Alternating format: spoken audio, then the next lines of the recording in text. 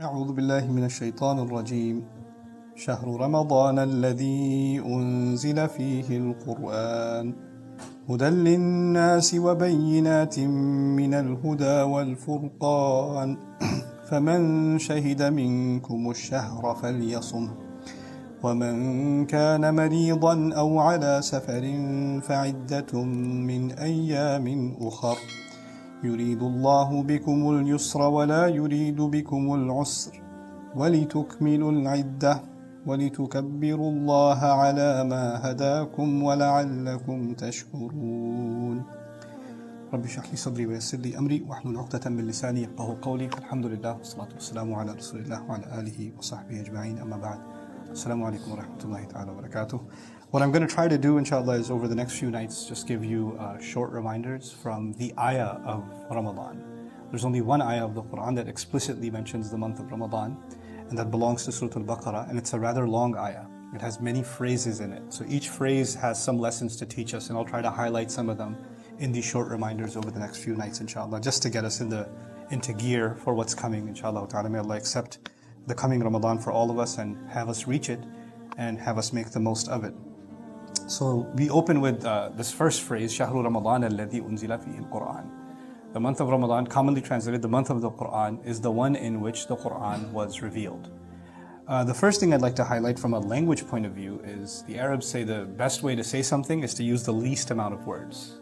So خير الكلام ما قل ودل. The best way to get a point across is use the least amount of words. But this is actually more wordy than the least amount of words. If you said أنزل الله في شهر رمضان القرآن or أنزل الله القرآن في شهر رمضان, much less words gets the point across. But Allah said شهر رمضان الذي أنزل في القرآن. He elaborated it. Now what difference does that make? The first thing that it does is that the subject of the ayah, the point and the purpose of the ayah is the first wording of the ayah. And that is the month of Ramadan. So this ayah, the topic of it, the subject matter of it, is not revelation. The subject matter of it is not fasting. The subject matter of it is the month of Ramadan. That's the first thing. The second interesting thing is that Allah has referred to the time of revelation before. Allah has told us, إِنَّا أَنزَلْنَاهُ فِي لَيْلَةِ الْقَدْرِ إِنَّا أَنزَلْنَاهُ فِي لَيْلَةٍ مُبَارَكَةٍ إِنَّا كُنَّا مُنذِرِينَ. We sent it in a blessed night. We sent it in the night of power. So Allah has referred to the time when Quran came down before. But He never specified the month. He said the night of power, the night of, the blessed night or a blessed night. But it kind of remained a mystery until Allah solved that mystery. Where does that blessed night lie? He says the month of Ramadan is in fact the one in which the Quran was revealed.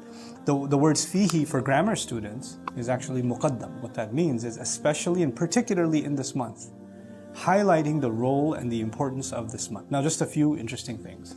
The word Ramadan comes from Ramad, which is extreme heat. So Ramadan is actually mubalagha of the month of extreme heat. So Allah chose this, and when there's extreme heat, then the people are desperate and they're burning.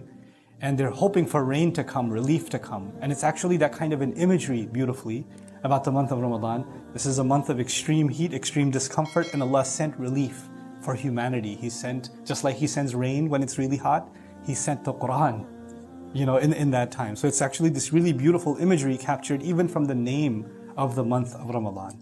The other remarkable thing is, this season for the Arabs was called this because it's the toughest time of the year, right? And Allah decided that He's going to make the month of Ramadan, and later on in the phrases we're going to see fasting. A lot of people get scared of fasting, right? That it's going to be hot, how am I going to do it? And for the Arabs, when the Arabs consider something hot, it must be really hot. Hot is their normal.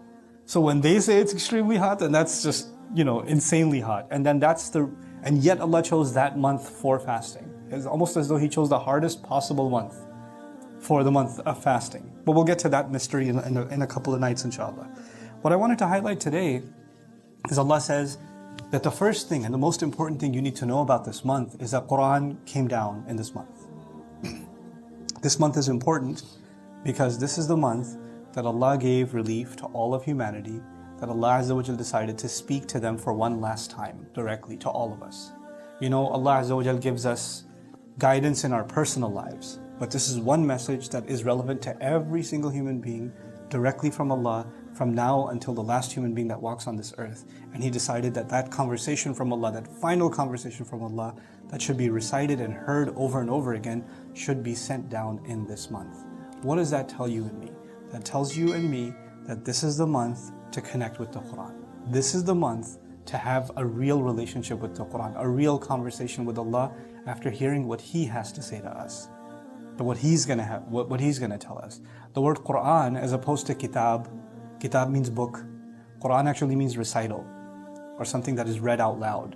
And so the idea in it is that this is the month in which we should be gearing up to hear what Allah has to say and to prepare ourselves, especially. The other important thing, a mindset thing, Quran is sitting on our shelf, and Quran's sitting in your home, and Quran's on your apps now, right? It's accessible. You can and you've memorized it. But we lose sight of the fact that what we have access to, I just recited these words, I opened this page and I recited these words, that what we have access to isn't something we're privileged to have.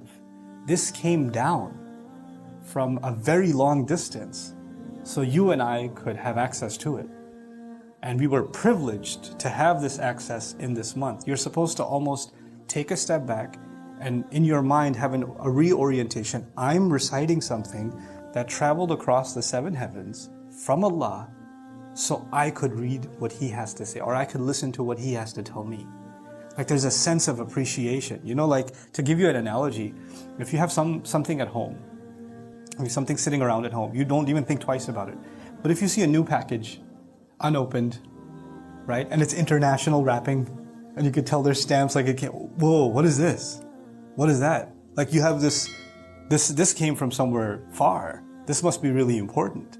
There's this delivery. That sense that this is not just something that's sitting around, this is something that came especially. So the month of Ramadan is as if we have to, every time Ramadan comes, we have to almost relive the coming down of the Quran. الَّذِي أُنزِلَ فِيهِ الْقُرْآنِ.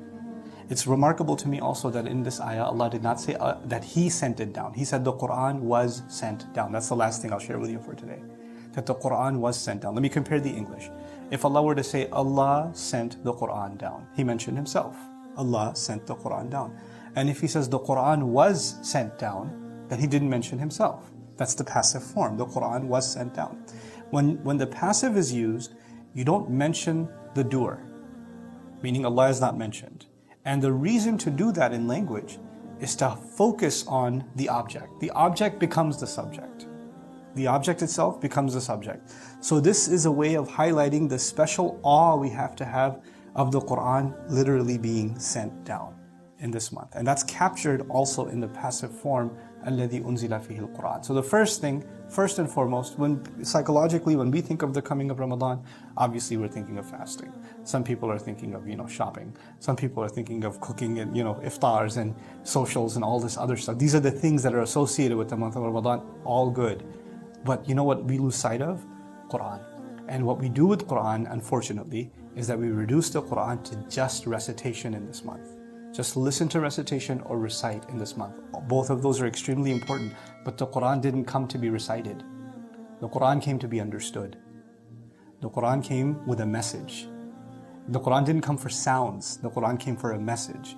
So this is a month to connect not just with the sounds of the Quran, but more importantly, with the message of the Quran. So inshallah ta'ala, from here, we'll go to the next phrase tomorrow night. Barakallahu li wa lakum. Assalamu alaikum wa rahmatullahi ta'ala wa barakatuh.